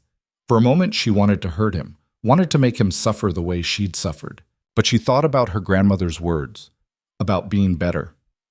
She let him go. Harrow collapsed, gasping. Get up, Elin said. Both of you, we're going to the town square. I'm not going anywhere, Kyle growled, low, inhuman. Harrow went pale. What are you? Your worst nightmare, Kale said. Now move. They dragged Harrow and Kale into the square. By now, people were waking up, doors opening, faces peering out. When they saw Elin, alive, flanked by strangers, the whisper started. That's her. The girl who burned the village. She's supposed to be dead. Elin climbed onto the platform where Harrow had condemned her. The crowd gathered, slowly at first, then faster. Kyle's team formed a loose circle, keeping watch. When the square was full, Elin spoke. My name is Elin Voss. You all know me. Or you think you do. Her voice carried, strong, clear. You think I'm a murderer, a thief, a monster. You are, someone shouted. You killed Garen. Elin's jaw tightened. I didn't kill Garen. He helped me escape. And whoever told you I did is lying. Liar. Witch, Elin looked at Harrow. Tell them the truth. Harrow's face was stone. I have nothing to say to you. Then I'll say it for you. Elin turned to the crowd. Harrow's son and his friends were torturing an injured wolf pup. I stopped them. So Harrow framed me for theft, planted evidence, rigged a trial. And when that wasn't enough, he tried to burn me alive. The crowd murmured. She's lying. Where's your proof? My proof? Elin's laugh was bitter. I'm standing here, alive, despite everything you did to kill me. She stepped forward, looked at Kale. Tell them, she said quietly. Tell them what you did to that wolf pup. Kale's face was pale. I don't know what you're... Tell them! Her voice cracked like a whip. Kale flinched. It was just a game. We were just... Just what? Torturing an animal for fun? Silence. Then quietly, someone in the crowd spoke. Is that true, Kale? Kale didn't answer. Is it? The voice was louder now. We were just... It didn't matter. It was just a wolf. So you admit it, Elin said. Kale's mouth opened, closed. Harrow stepped forward. This is absurd. She's a criminal. Then where's the proof? Elin cut him off. Show them the money you claim I stole. Show them the evidence. Harrow hesitated. Elin smiled coldly. You can't, because it was never real. The crowd's murmurs grew louder. And Garen? Elin's voice shook. He helped me. Gave me a chance to escape. So you killed him, to cover your tracks. I didn't. Then who did? Harrow's jaw tightened. He said nothing. Elin looked at the crowd, at the faces she'd known her whole life. You wanted a monster, she said, so you created one. You took a girl who'd done nothing wrong and tried to erase her, burn her, forget her. She paused. But I didn't die. And I didn't forget. She looked at Kyle. He nodded. Elin took a breath and shifted. The transformation was fast, smooth, her body rippling, fur erupting, bones reshaping. The crowd screamed. Elin stood in the center of the square, a silver-furred wolf, easily 4 feet at the shoulder, her eyes blazing amber. She didn't attack, didn't growl. She just stood there, letting them see. Then she shifted back. The crowd was silent, frozen. Elin looked at Harrow. Still think I'm just a girl you can erase? Harrow's face was ashen. She's a demon, a monster. Enough. The voice cut through the chaos. An old woman stepped forward. Elin recognized her, Margit, the healer. She'd been one of her grandmother's few friends. Margit looked at Harrow. Is it true? Did you frame her? Harrow said nothing. Answer her, someone else said. More voices joined in. Tell us, we deserve the truth. Harrow's resolve cracked. She attacked my son. After he tortured an animal, Margit said flatly. That's not a crime. That's justice. The crowd murmured agreement. Harrow's face flushed. You don't understand. She's dangerous. You made her dangerous, Margit said. You and your pride. She turned to the crowd. I knew her grandmother. Good woman. Honest. If she raised Elin, then Elin's the same. Silence. Then slowly people began to nod. Harrow looked around, saw the tide turning. This is insane. You're all fools. No, Elin said quietly. They're finally seeing the truth. She looked at Kyle. We're done here. Kyle nodded. He gestured to his team. Let's go. They turned to leave. Wait. Margit stepped forward. Elin, I'm sorry for what happened, for what we did. Elin looked at her, at the guilt in her eyes. Sorry doesn't bring back my grandmother. I know. Margit's voice cracked. But for what it's worth, she'd be proud of you. Elin's throat tightened. She didn't trust herself to speak, so she just nodded and walked away. As they disappeared into the forest, Elin heard voices rising behind them, angry, demanding, calling for Harrow's resignation, for justice. Elin smiled. It wasn't perfect, it wasn't complete, but it was a start. They were halfway back to the Northern Pack's territory when Kyle called a halt. The sun had climbed higher, burning off the morning fog. The forest around them was quiet, except for the whisper of wind through bare branches. Elin stopped, breathing hard. Her body still ached from the confrontation, adrenaline slowly draining away. Kale turned to face her. You handled that well. I didn't kill anyone. That was the goal. It was more than that. He stepped closer. You gave them a choice. You could have destroyed them. Instead, you made them face themselves. His expression shifted, something almost like approval. That takes strength most people don't have. Elin looked down at her hands. They were steady now, no claws, no trembling. I wanted to hurt them, she admitted. When I saw Harrow's face, I wanted to make him bleed. But you didn't. No. Why not? Elin thought about it, really thought. Because my grandmother taught me that becoming what they fear makes you less, not more. She met his eyes. They called me a monster. I didn't want to prove them right. Kyle was silent for a moment. Then he nodded. Your grandmother was wise. She was. Elin's throat tightened. I wish she could have seen it. Maybe she did. Vera appeared beside them, her expression softer than usual. Who knows what the dead see? They walked in silence for a while after that. As they climbed higher into the mountains, Reese dropped back to walk beside Elin. So, he said casually, what now? What do you mean? I mean, you got your justice. Harrow's finished. The village knows the truth. He glanced at her. So what's next for Elin Voss, the girl who became a wolf? Elin hadn't thought that far ahead. Everything had been focused on Blackridge, on confronting Harrow, on proving she wasn't what they'd said she was. Now that it was done, I don't know, she said honestly. Reese grinned. Well, you're pack now, so you've got options. Like what? Stay with us. Train, hunt, help protect the territory. He shrugged. It's not a bad life, dangerous, sure, but honest. Elin considered that. The Northern Pack had taken her in when she had nothing, given her strength, purpose, but something about staying felt incomplete. I'll think about it, she said. Reese nodded, didn't push. They reached the cavern by late afternoon.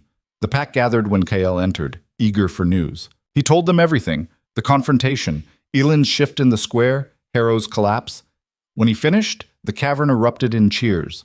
Marcus stepped forward, his expression grudging but respectful. You did well, girl, better than I expected. Thanks, Elin said dryly. Marcus almost smiled. Don't let it go to your head. You've still got a lot to learn. I know. Over the next few days, something shifted. The pack's attitude toward Elin changed. They no longer looked at her like a curiosity or a burden. When she walked through the cavern, people nodded, asked how she was, invited her to sit with them during meals. Bram even apologized for being an ass during training. I didn't think you'd make it, he admitted. Most humans don't, but you proved me wrong. Is that your way of saying you respect me? He grinned. Don't push it. But Elin noticed the invitations to spar, the nods of approval when she shifted smoothly, the way people made space for her without being asked. She was becoming one of them, and part of her loved it, but part of her. A week after returning from Blackridge, Elin found herself standing at the cavern entrance, staring out at the forest. Kael's son, the silver pup she'd saved, limped over to sit beside her. His leg had healed well. He could walk now, even run a little. She scratched behind his ears. You doing okay? The pup wagged his tail. Yeah, me too. She paused. Well, sort of. Talking to wolves now? Elin turned. Kael stood a few feet away, arms crossed, watching her. Your son's a good listener. Kael smiled faintly. He likes you, follows you everywhere. I saved his life. He's probably just confused. Wolves don't get confused about loyalty. Kael stepped closer. What's bothering you? Elin hesitated. Nothing. That's a lie. I can hear your heartbeat. She sighed. I don't know. Everything I wanted, I got it. Harrow's finished. The village knows the truth. I'm alive. I'm strong. She stopped. I should be happy. But you're not. No. Kael was quiet for a moment. You feel restless. Yes. Like there's something more you're supposed to be doing. Elin looked at him, surprised. How did you? Because I felt the same way when I became Alpha. He leaned against the cavern wall. I'd fought for years to prove myself. Challenged the old Alpha. Won. Got everything I wanted. He paused. And then I realized leading the pack wasn't the end. It was just the beginning. Beginning of what? Purpose. Kael's eyes met hers. Strength without purpose is just violence. Power without direction is chaos. You've got both now, Elin. The question is, what are you going to do with them? Elin didn't have an answer. That night, she couldn't sleep. She lay in her alcove, staring at the ceiling, her mind racing. Kael was right. She felt restless, unfinished. Blackridge was just one village, one corrupt mayor, one story. But there were others. She thought about the frontier, dozens of settlements scattered across the wilderness, places where people like her grandmother were ignored, where outsiders were blamed, where the powerful crushed the weak because no one stopped them. She thought about the Northern Pack, hidden, isolated, protecting their own but letting the human world burn itself down. Two worlds, separated, suspicious. What if they didn't have to be? The idea took root slowly. By morning, it had grown into something solid. Elin found Kale in the training yard, overseeing drills. I need to talk to you. He glanced at her. About? I want to leave. The yard went silent. Every shifter within earshot stopped what they were doing. Kale's expression didn't change. Where? Back to the frontier, not Blackridge, somewhere else. Somewhere that needs... She searched for the word. Balance. Balance? There are people out there like me, like my grandmother, caught between worlds, too different for humans, not wolf enough for your pack. Elin stepped closer. I want to help them, protect them, build something better than what Blackridge had. Kale studied her. You're talking about becoming a mediator, a bridge. Maybe. I don't know what to call it yet. She met his eyes. I just know I can't stay here. Not permanently. This place saved me, but it's not where I'm supposed to be. The silence stretched. Then Marcus spoke. You'd be on your own, no pack backup, no protection. I know. You'd be vulnerable. I've been vulnerable my whole life. At least now I can fight back. Vera stepped forward. You're serious about this? Yes. Reese laughed, surprised, impressed. You've been pack for 2 weeks and you're already leaving? I'm not leaving the pack, Elin said quickly. I'm just extending it, taking what you taught me and using it somewhere else. Kale raised a hand and the murmurs died. He looked at Elin for a long moment. Then he smiled. You're going to get yourself killed. Probably. And you'll make enemies on both sides. Definitely. But you're going to do it anyway. Yes. Kale's smile widened. Good. You'll need supplies, weapons, allies. He turned to the gathered shifters. Anyone want to volunteer? Silence. Then Vera raised her hand. I'll go. Elin stared. What? I'm bored here and you'll die in a week without backup. Vera shrugged. Besides, someone has to keep you from doing something stupid. Reese grinned. Count me in too. You're not serious. Why not? I've always wanted to see the world, and watching you stumble through diplomacy sounds hilarious. Declan stepped forward. I'll come. For a while at least. Make sure you don't get your throat cut in your sleep. Elin looked around, overwhelmed. You don't have to. We know, Kyle said. But that's what pack means. You go, we follow. At least the ones crazy enough to think this'll work. He crossed his arms. You've got 1 week to prepare. Then you leave. Understood? Elin nodded, her throat tight. Understood. The week passed in a blur. Elin trained harder than ever, learned tracking, navigation, combat tactics. Kyle personally taught her how to negotiate, how to read people, how to survive when outnumbered. You won't always be able to shift your way out of trouble, he said. Sometimes you'll have to talk, or run. Know which one to choose. Vera taught her field medicine. Reese showed her how to hunt silently. Declan drilled her on defensive fighting. By the end of the week, Elin felt not ready. She'd never feel ready, but capable. The morning they were set to leave, the entire pack gathered at the cavern entrance.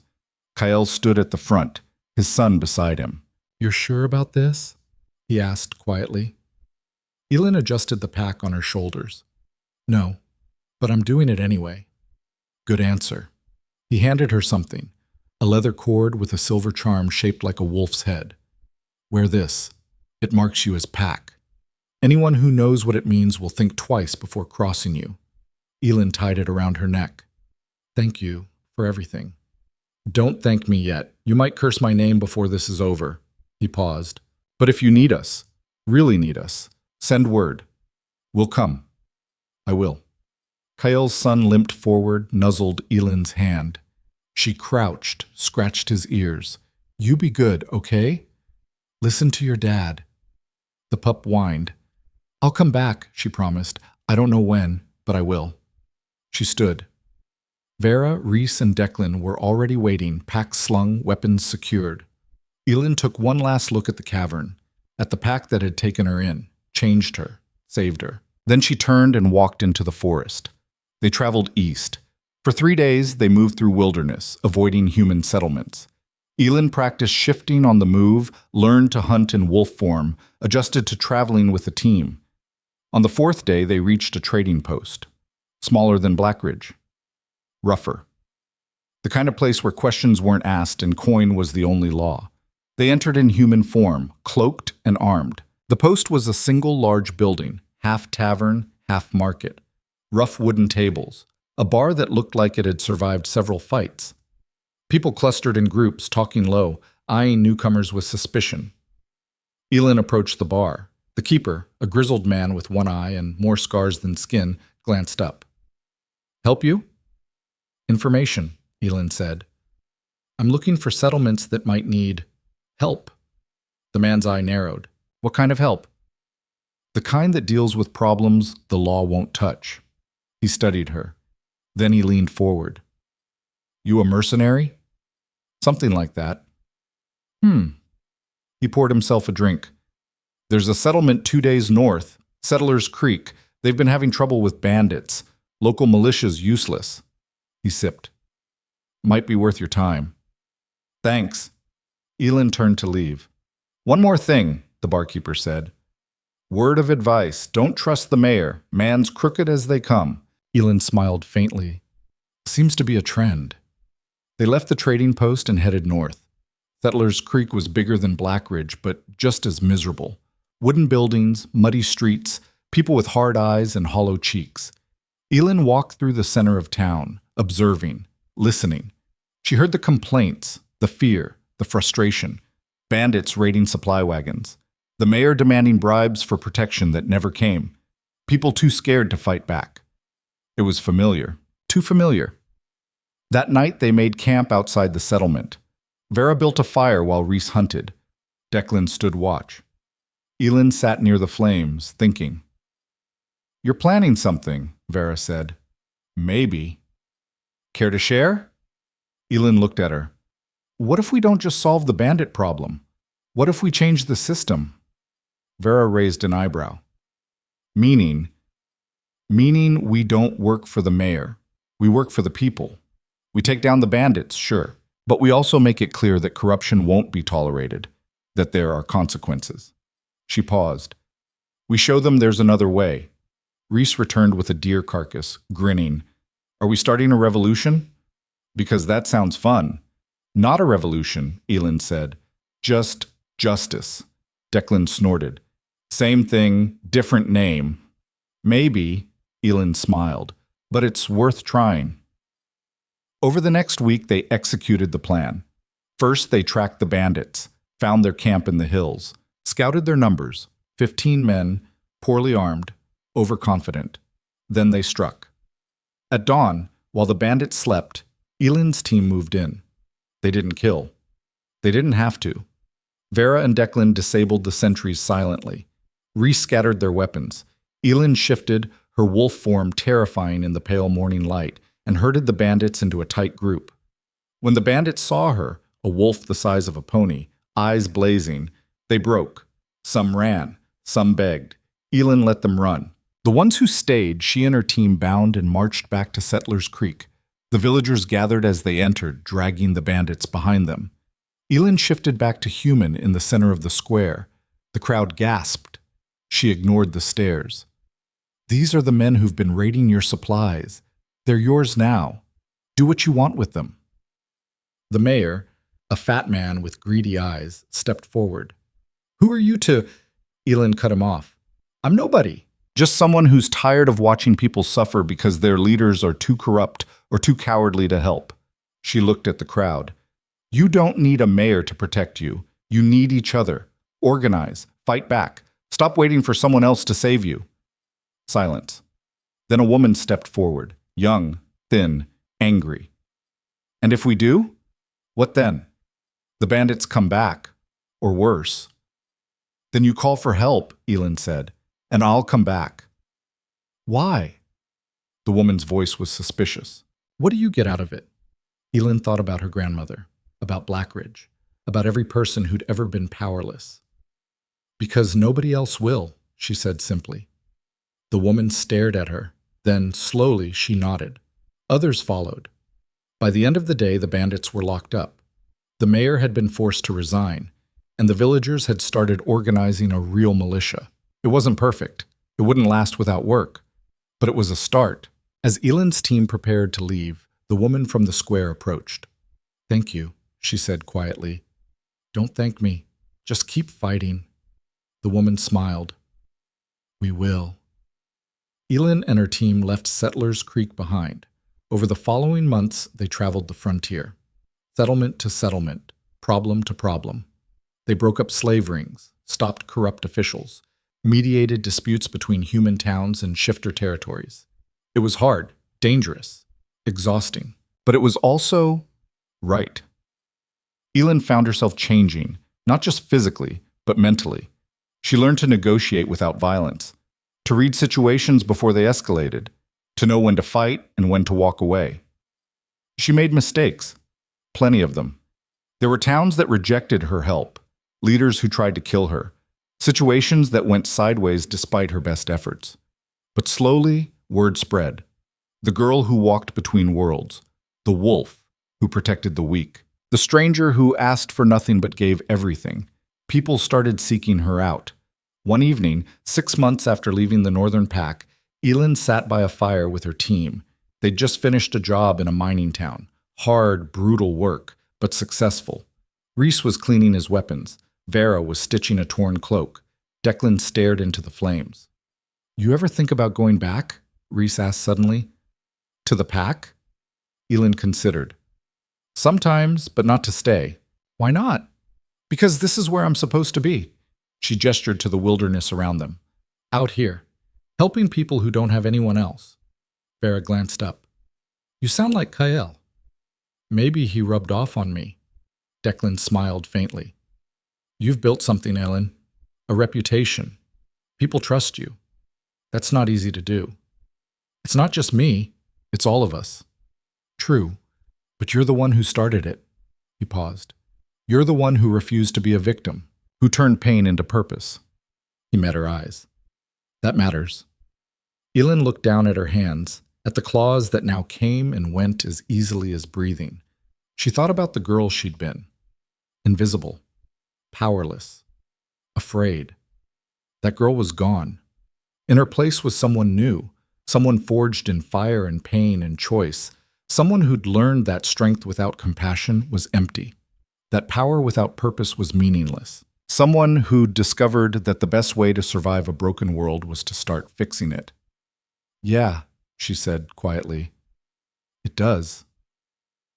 A year after leaving the Northern Pack, Elin received a message. It came through a traveling merchant, a sealed letter with Kael's mark. She opened it by firelight. The letter was brief. "Elin, you've made a name for yourself. Stories of the wolf mediator have reached even our territory. I'm impressed and proud. My son asks about you constantly. He misses you. So do I, if I'm being honest. If you ever want to come home, you're welcome. The pack is yours as much as it is mine. But if you choose to stay out there, keep fighting, keep building, then do it well. The world needs more people like you. Stay safe." Kael Elin folded the letter carefully, tucked it into her pack. Vera, watching from across the fire, raised an eyebrow. "Good news?" "Just a reminder." "Of what?" Elin smiled. "That I'm not alone." They continued traveling, continued building. And slowly, the frontier began to change. Not everywhere, not completely. But in the places Elin touched, settlements started organizing. People started standing up. The divide between human and shifter began to blur. It wasn't a revolution. It was something quieter, slower, but more lasting. One night, camped near a frozen river, Elin shifted into her wolf form and howled. It wasn't a call for help. It wasn't a warning. It was just a declaration. "I'm here. I survived. I became something more." And from the distant mountains she heard an answer.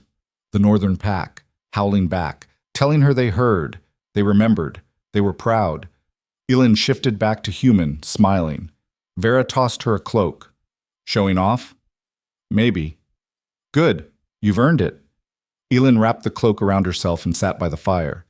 She thought about her grandmother, about the promise she'd made, to leave Blackridge, to find somewhere better. She'd kept that promise. But she'd done more than just leave. She'd created something new, something that didn't exist before. A space where outcasts could belong, where the powerless could find strength, where justice wasn't just a word the powerful used to control the weak, It wasn't perfect, but it was hers, and that was enough. Elin Voss had been called many things in her life: outcast, freak, monster, thief, murderer. Now she was something else: protector, mediator, bridge builder, the girl who refused to die, who turned her pain into power and her power into purpose, the wolf who walked between worlds and made both of them better. And as she sat by the fire, surrounded by people who'd become family, Elin finally understood what her grandmother had meant. Strength without compassion was nothing, but compassion, forged in fire and tempered by pain, could change everything. She looked up at the stars, brilliant and cold in the winter sky, and she smiled, because for the first time in her life, Elin Voss wasn't just surviving. She was living, and she was free.